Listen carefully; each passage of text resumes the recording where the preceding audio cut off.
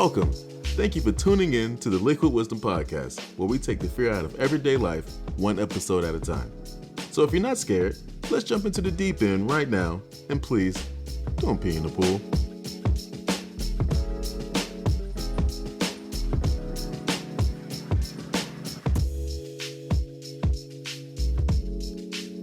What's going on? How you been? Yes, this is not a dream. This is real. This is episode 02 of the podcast.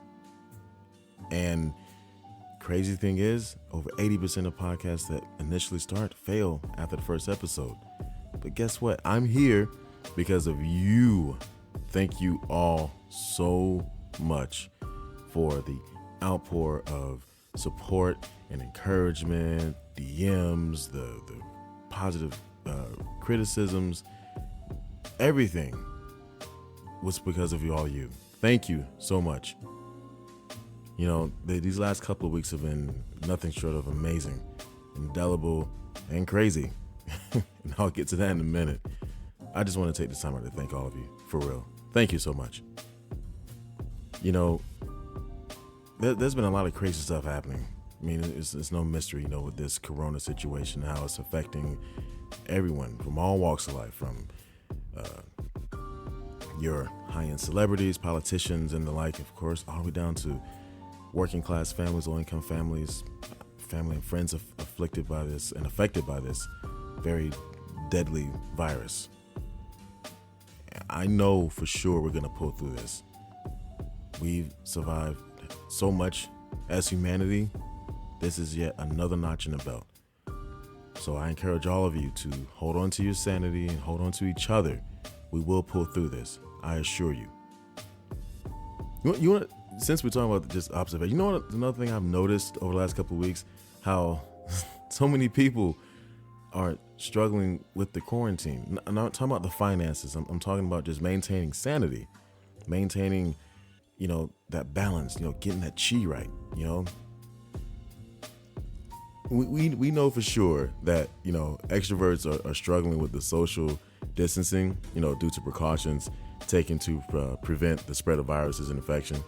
And we also believe they can resume some social activities. What I mean is, there will come a day when this passes and the extroverts can resume their social activities. This podcast is more about discussing ways society has steered us towards isolation for decades, how to combat it, and tips for introverts to navigate a social world.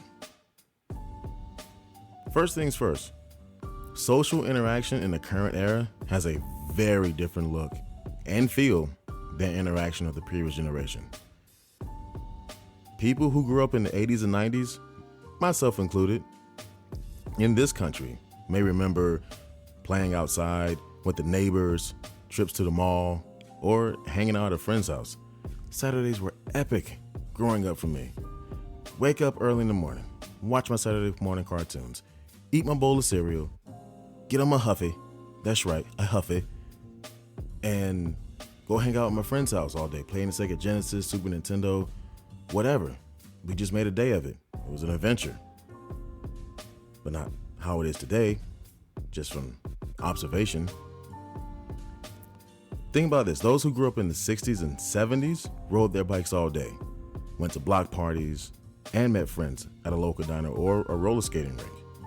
And I can say from personal experience, a roller skating rink, oh man, Friday nights, Saturdays were amazing. It was like going to a concert, parking lot filled to the brim with people from all walks of life, going in to have a good time. Great music, great times, great food even. To take it back even further, there were trips to record stores, sock hops, otherwise known as a school dance, for you modern folk out there. Drive-in movie theaters and ice cream parlors. Look at all that. Doesn't all that sound fun? I would love to do that right now. Seriously. But here's the thing though, what stopped these types of social gatherings? Well, to be quite frank with you, technology, for starters. With so much available at your fingertips, it's just the convenience of it, right? The need to go across town to play a video game at an arcade or watch a movie at a theater has dwindled. I mean, I grew up in the era where you would go across town, sometimes the next town, to go to an arcade to play the newest release of a certain game. Everything from Marvel vs. Capcom to your Tekken to your Street Fighters. Now, you wait till insert date of this year, you can download it from a pre-order from your console. Convenient, but takes away the need to go out and socialize, right? I guess that's the trade for it. Same thing with movie theaters. I remember when movie theaters was like $5 on prime time on a Friday night to go, right? All you need is about $5-10. You can skip the popcorn, go straight into the theater, and have a great time. Now, you need at least 20 for that. I mean, I don't blame them. They need it to survive, because with your streaming services that offer a really affordable price, you get hundreds of movies at the click of a button on multiple devices in HD. Hard to beat that. Also, online shopping. Your stores like Amazon, as amazing as it is, you get everything you want in one place. But on the other side, it also has made mom and pop stores a thing of the past. And that's the sad part. For every bit of convenience we get, we lose something in the process. Equivalent exchange, maybe? I don't know. I remember Blockbuster. And I think a lot of you do too. Friday afternoons, go get you about 4 or 5 VHS or DVD movies. A new game that just came out, check it out. Watch a movie at home with your family. Enjoy it for the rest of the weekend. Then you take it back on Monday, if it was a 3-day rental, more than likely. No longer a thing either. I think Blockbuster closed back in 2014. I think the last few stores closed up about 5-6 years ago, maybe. It's been a while.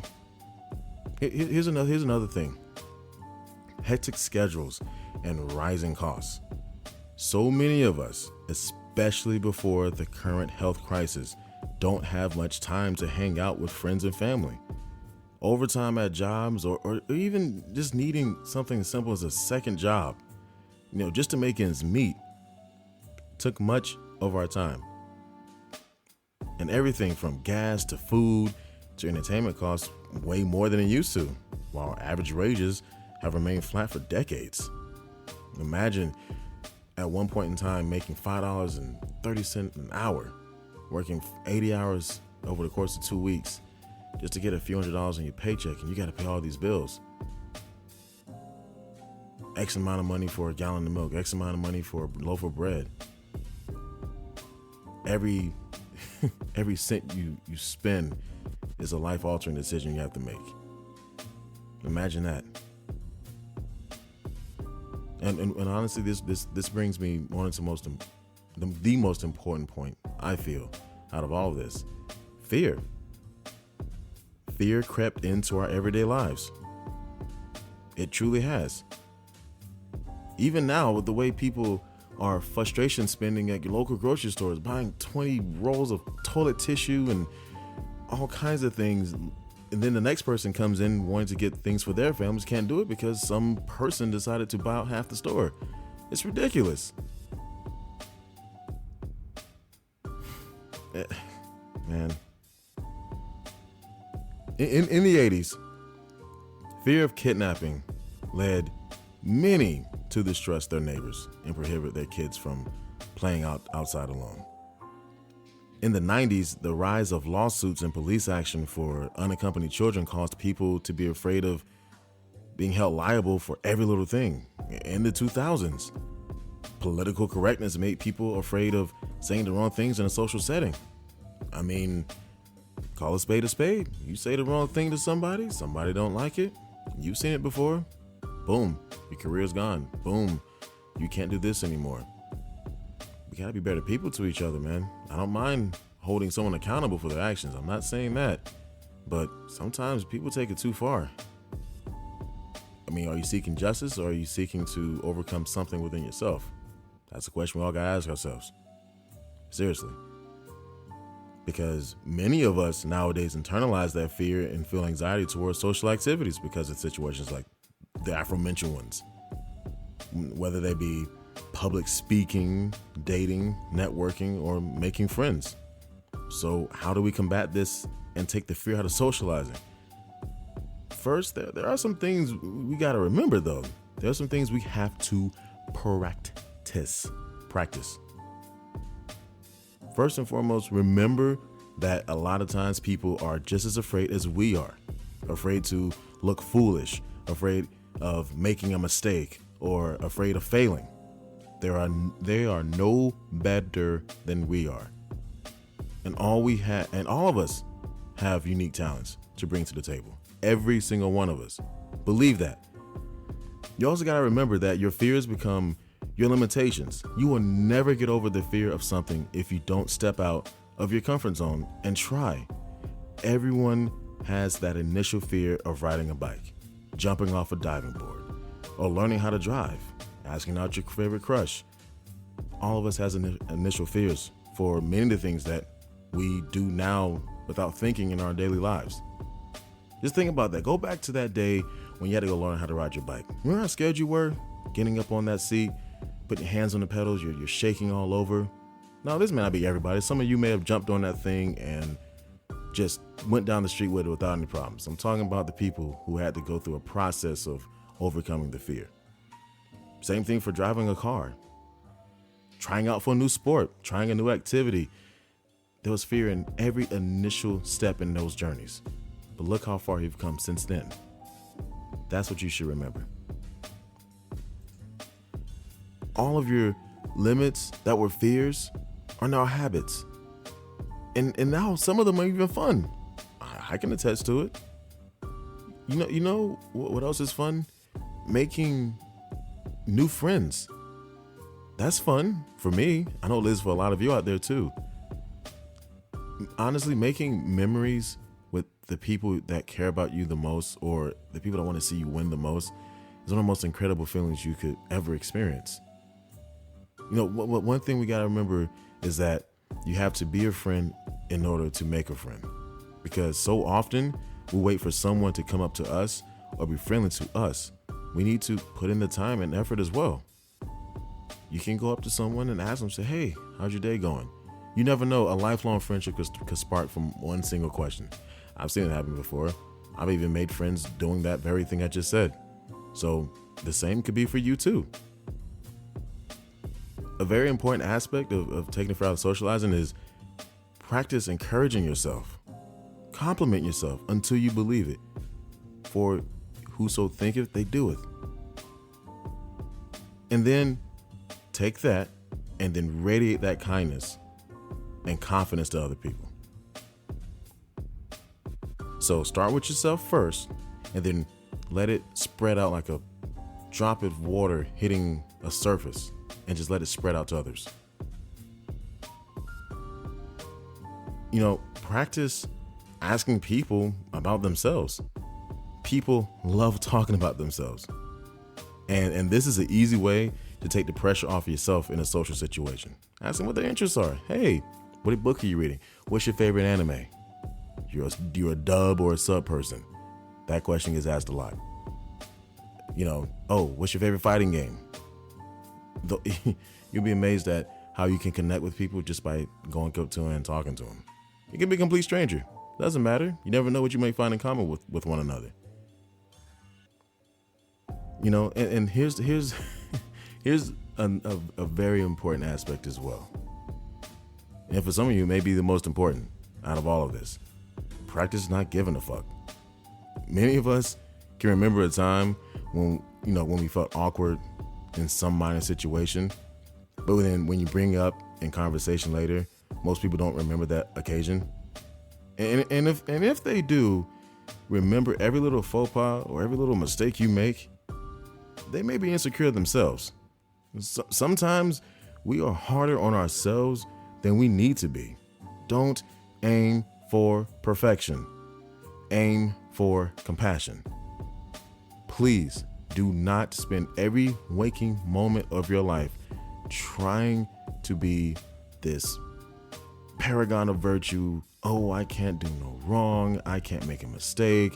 I can't fail at anything in life, because the moment I fail, I feel like I have just failed at everything. That's not true.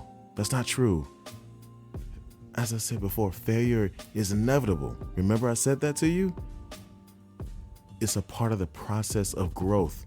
You cannot grow until you have failed at something. How do you pass a test if you, let's say, got a grade you didn't like before, but then then what do you do then? Oh, you go back and you study for it. The next time that test comes out in front of you, you ace it, right? For all my gamers out there, for all my fighting game fans out there, when you go up for a promo, you don't get it. You go back in your lab, right? You come right back in. You get the promo. You see what I'm saying? It started from your failures. So please don't practice at being perfect. Just practice at compassion and being better every single day. That's what you should attain. So with everything I said, I know a question that you may be thinking about is, well, how do I start? Well, that's a good question. That's a good question. Check this out. Search online or in your downtown area for listings of social events in your area. Online searches can narrow the field down to just, your interests. Sites like Meetup and Foursquare have several options, and there are several sites nationwide that frequently update listings of cheap events if you're strapped for cash. Another thing you do, volunteer. For those of us that think volunteering is limited to only soup kitchens and roadside cleanup, which are very amazing, selfless things to do, there are many other options out there. For starters, volunteer.org and idealist.org help you find ways to give back that suit your personality. OperationWarm.org even lists work from home volunteer opportunities. You get to conquer your fears and help your neighbor at the same time. Look at that. Look at that. And another thing to consider too, if your social anxiety is more extreme, start with counseling or even YouTube. Channels run by professionals that will help you. So there's an option for everybody. One thing I want all of you to remember, some fear can be healthy as long as it's balanced with the truth. FBI data shows violent crime has dropped 51% between 1993 to 2018. From 2010 to 2017, fewer than 350 people have been abducted by strangers in the U.S. About 90% of all abductees return home within 24 hours, and most are teenage runaways. Here's the thing, we can stay aware of the dangers of everyday life without avoiding it altogether. There are many people like you and me who could use a return to friendlier times and being part of a community. So I leave you with this. Throughout this crisis, continue in whatever way you can to be a compassionate human being. If it's by reaching out to someone via your social media platforms like Instagram or Twitter, if you see someone struggling, if you see someone dealing with hardship, help them however you can, in whatever capacity in which you can do it, and do it sincerely because it's the right thing to do. Okay? This situation for all of us will pass. I know it will.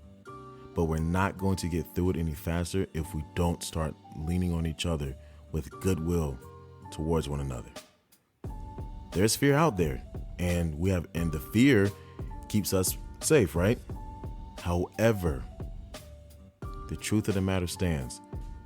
Do not allow the fear that life brings put you on the wrong path. I can't thank you all so much for the support. I really didn't mean to tread back to the beginning of all this. Thank you all so much for your support. It truly means the world to me. And I will continue, if you will have me, to come back at you every so often and try my very best to help take the fear out of something that you're dealing with. So if you would like to do this again, please return and we can continue doing this until all that fear is gone. That's all I have for today. I will catch you all next time. Thank you so very much.